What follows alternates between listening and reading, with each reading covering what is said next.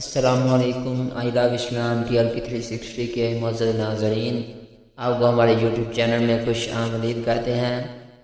آج کا ہمارا ٹاپک ہے حضرت داتا علی حجویری کی زندگی پر۔ تو ویڈیو کو سٹارٹ کرتے ہیں، لیکن ابھی تک اگر آپ نے ہمارا چینل سبسکرائب نہیں کیا تو کر دیں اور بیل نوٹیفیکیشن کو آل پر سلیکٹ کر دیں تاکہ آنے والے نوٹیفیکیشنز اور ویڈیوز آپ تک بآسانی پہنچ سکے۔ تو چلیے ویڈیو کو سٹارٹ کرتے ہیں۔ حضرت داتا علی حجویری رضی اللہ تعالیٰ عنہ حسنی اور حسینی سید ہیں۔ آپ کو اپنے والد کے ذریعے حضور صلی اللہ علیہ وسلم سے براہ راست نسب نصیب ہوا، جو حضرت علی رضی اللہ تعالیٰ عنہ کے فرزند حضرت امام حسن رضی اللہ تعالیٰ عنہ کی براہ راست اولاد ہیں۔ ان کا سلسلہ نسب حضرت علی رضی اللہ تعالیٰ عنہ کی 9ویں اولاد میں سے ہے۔ کربلا کے سانحے کے بعد حضرت علی رضی اللہ تعالیٰ عنہ کی اولاد میں سے بہت سے غیر ممالک میں منتقل ہو گئے، اور ان میں حضرت علی حجویری کے آباء و اجداد بھی شامل ہیں، جنہوں نے غزنویوں کی سلطنت کی طرف ہجرت کی، جو کہ آج جدید افغانستان ہے۔ حضرت علی حجویری رضی اللہ تعالیٰ عنہ کو اپنی والدہ کے ذریعے بھی رسول اللہ صلی اللہ علیہ وسلم سے براہ راست نسب نصیب ہے، جو حضرت امام حسین رضی اللہ تعالیٰ عنہ کی اولاد میں سے تھیں۔ ان کی والدہ مذہبی عبادات کے لیے بہت زیادہ وقف تھیں اور غریبوں اور مصائب کی بہتری کے لیے پرعزم رہتی تھیں۔ ان کے ماموں کی بہت عزت تھی اور ان کا لقب تاج الاولیاء تھا۔ اگرچہ یہ خاندان کافی خوشحال حالات میں رہتا تھا، لیکن ان کے تقوی اور مذہبی عقیدت کی وجہ سے ان کی عزت کی جاتی تھی۔ حضرت داتا علی حجویری رضی اللہ تعالیٰ عنہ غزنی کے شہر میں محمود کے دور میں پیدا ہوئے، جہاں ان کا خاندان آباد تھا۔ حضرت داتا گنج بخش علی حجویری رضی اللہ تعالیٰ عنہ غزنی کے شہر میں پیدا ہوئے۔ ان کا خاندان وہاں پر آباد تھا۔ آپ کو علی الجبلی الحجویری کے نام سے جانا جاتا تھا، کیونکہ وہ غزنی کے شہر کے اندر 2 مختلف محلوں جلب اور حجویر میں مقیم تھے۔ حضرت داتا گنج بخش کی پیدائش کی صحیح تاریخ تو معلوم نہیں، لیکن بتایا جاتا ہے کہ 400 ہجری سے 406 ہجری تک کے درمیان یہ پیدا ہوئے۔ انہوں نے ابتدائی تعلیم اپنے والد سے ہی حاصل کی۔ ان کے والد بہت بڑے عالم اور صوفی بزرگ تھے۔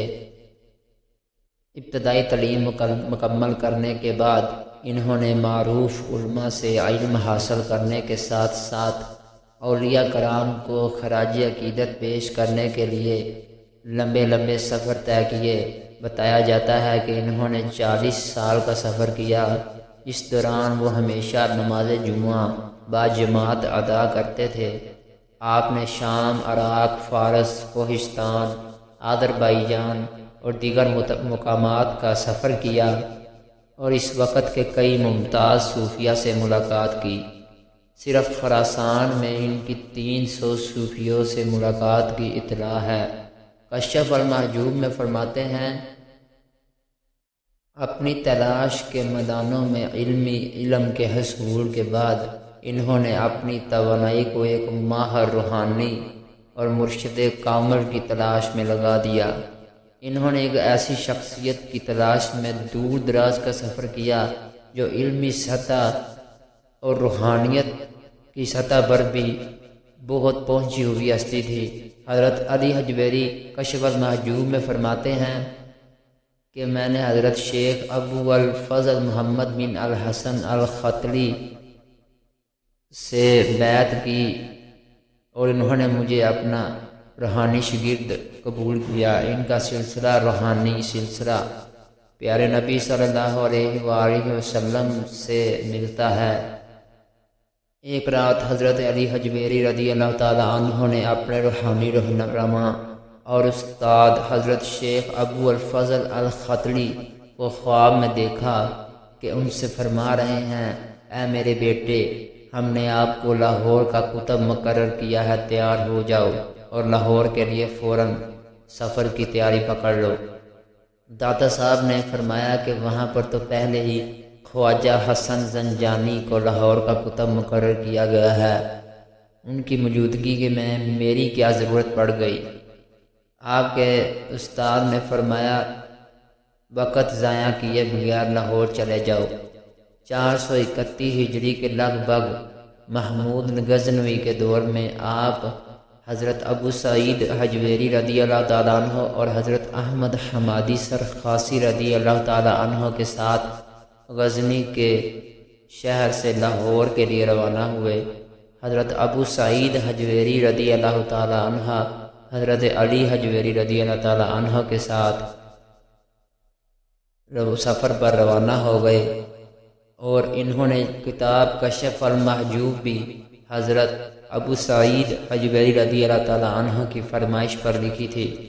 حضرت علی حجویری رضی اللہ تعالیٰ عنہ اور حضرت احمد حمادی سرخاسی کے بارے میں فرماتے ہیں جب وہ شہر کے مضافات میں پہنچے تو اندھیرا چھا چکا تھا۔ وہ شہر سے باہر ٹھہرے اور صبح کو اس میں داخل ہوا۔ حیرت سے اس نے ایک جنازہ دیکھا۔ ان کے استفسار پر معلوم ہوا کہ یہ حضرت شیخ خواجہ حسن زنجانی رحمۃ اللہ تعالی علیہ کا جنازہ ہے جو گزشتہ رات انتقال کر گئے تھے۔ تو انہوں نے نماز جنازہ پڑھائی اور لاہور میں مستقل سکونت کے بعد انہوں نے اپنے لیے ایک خانقاہ اور مسجد بھی بنوائی۔ جب مسجد زیر تعمیر تھی تو شہر کے علماء کرام نے مخالفت کا طوفان کھڑا کر دیا کہ مسجد بالکل قبلہ کی طرف نہیں تھی۔ وہ اس مخالفت اور اعتراض سے بے نیاز رہے۔ جب مسجد مکمل ہو گئی تو اس نے علماء کرام، صوفیاء، اولیاء کرام اور عام شہریوں کو دعوت دی اور سب نے ان کے پیچھے نماز پڑھی۔ نماز ختم ہونے کے بعد داتا صاحب نے تمام حاضرین کو مخاطب کرتے ہوئے کہا لوگوں نے مسجد کی صف بندی کے بارے میں شکوک کا اظہار کیا ہے۔ میری آپ سے گزارش ہے کہ آنکھیں بند کر کے غور کریں اور پھر فیصلہ کریں کہ یہ صحیح ہے یا نہیں۔ اس کے بعد انہوں نے مراقبہ کیا اور لوگوں کی آنکھوں سے پردے ہٹ گئے۔ ان سب نے دیکھا کہ خانہ کعبہ ان کی آنکھوں کے سامنے ہے اور مسجد کی سمت بالکل درست تھی۔ انہوں نے اپنے باقی ایام وہاں لوگوں کی رہنمائی، تعلیم و ترغیب دینے اور عقیدہ حق کی تبلیغ میں گزارے۔ ہزاروں ان پڑھ عالم بن گئے۔ لوگوں کے ڈھیروں نے اسلام قبول کیا۔ گمراہوں کے راستے پر چلنے والے دیوانے عقل و وجدان حاصل کر گئے، نامکمل کامل ہو گئے اور گناہ گار حضرت داتا گنج بخش علی حجویری رضی اللہ تعالی عنہ کے زیر اثر نیک ہو گئے۔ قبل عظیم مذہب تبدیل کرنے والوں میں سے ایک رائے راجو تھا جو سلطان معود کے دور میں لاہور کا نائب وائسرائے تھا۔ اسلام قبول کرنے پر ان کا نام شیخ ہندی رکھا گیا۔ ان کی اولاد اس وقت سے مزار کے متولی ہیں۔ حضرت علی حجویری رضی اللہ تعالیٰ عنہ کی وفات ماہ ربیع الاول 465 ہجری کی 20ویں تاریخ کو ہوئی۔ حالانکہ تاریخ، مہینہ اور سال سب قیاس ہیں، دوسروں نے اندازہ لگایا کہ ان کا انتقال 481 ہجری اور 500 ہجری کے درمیان ہوا ہے۔ ان کا عرس ہر سال صفر کی 20ویں اور 21ویں تاریخ کو منایا جاتا ہے۔ اجمیر کے عظیم بزرگ خواجہ معین الدین چشتی رحمۃ اللہ تعالی علیہ 40 دن تک حضرت داتا گنج بخش علی حجویری رحمۃ اللہ تعالی علیہ کی بارگاہ میں مراقبہ کے لیے لاہور تشریف لاتے اور روحانی معرفت حاصل کرنے کے بعد خواجہ معین الدین چشتی رحمۃ اللہ تعالی علیہ نے اظہار تشکر کیا اور محبت و عقیدت کے ساتھ اظہار کے ساتھ حسرت بری کیفیت میں یہ شعر کہا جو داتا صاحب کے مزار پر لکھا ہوا ہے اور آج کے ہر شخص کو تقریباً آتا ہے، اور وہ شعر یہ ہے: گنج بخش فیض عالم مظہر نور خدا، نا کساراں پیر کاملاراں رہنما۔ تو دوستو، آج کی ہماری ویڈیو ختم ہوئی۔ اگر ویڈیو پسند آئی ہے تو چینل کو سبسکرائب اور ویڈیو کو لائک اور شیئر کرنا مت بھولیے۔ السلام علیکم، اللہ نگہبان۔